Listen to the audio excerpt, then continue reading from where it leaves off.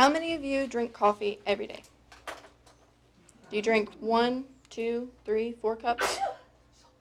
According to Tori Avey, 2.25 billion cups of coffee are estimated to be consumed a day. Coffee has been around for thousands of years, and Avey also said that coffee is second only to oil, and it is the most valuable legally traded commodity in the world.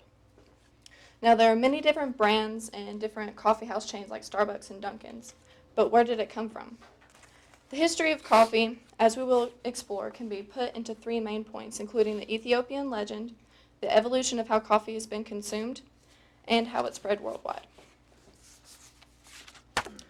Not much is known about the coffee's first discovery, but experts have one story that they believe to be the origin story, and this origin story came from Ethiopia. This story is about Kaldi, who was a goat herder, who noticed one night that his goats were full of energy and extremely alert after eating the red fruit of the coffee tree.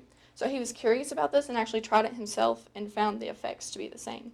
So news of this spread to a monastery and then spread outward from there.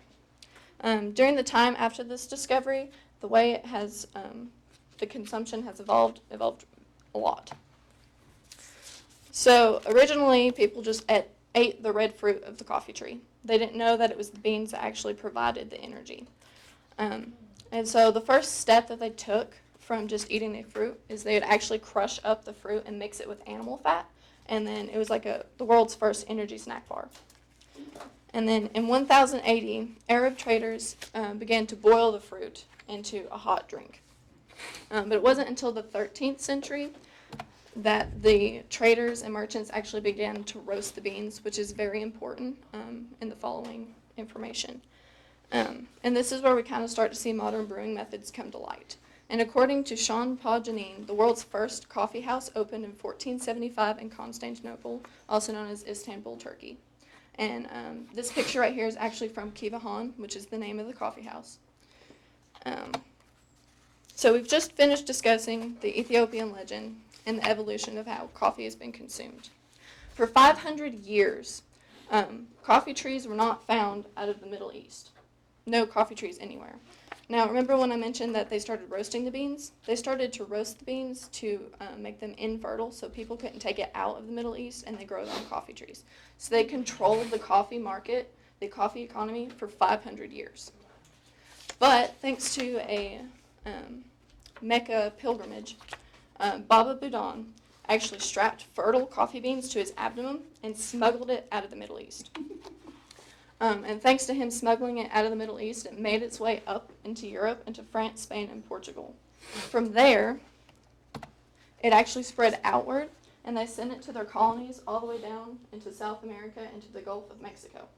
Now, it wasn't until the 18th century that the American colonies actually got a hold of coffee. And they didn't like coffee until after the Boston Tea Party and the American Revolution. This is due more to necessity than they liked it.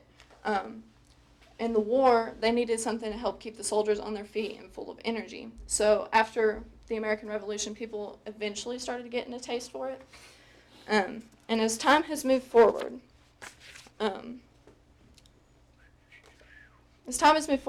the demands of the coffee industry have changed. So instead of just black coffee that you could get anywhere, people started to want something a little more. So we're talking pumpkin spice lattes, vanilla frappes, caramel macchiatos, espresso, and we started to see that. And so this is where we get to Starbucks. Starbucks opened in 1971 in Seattle, Washington, and this was due to the change in the demands in the economy.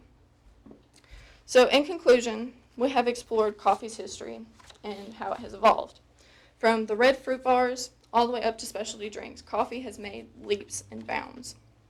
We have traveled through time to learn about the Ethiopian legend, the evolution of how coffee has been consumed, and how it spread worldwide. So I guess you could say coffee's history is just as rich as coffee itself.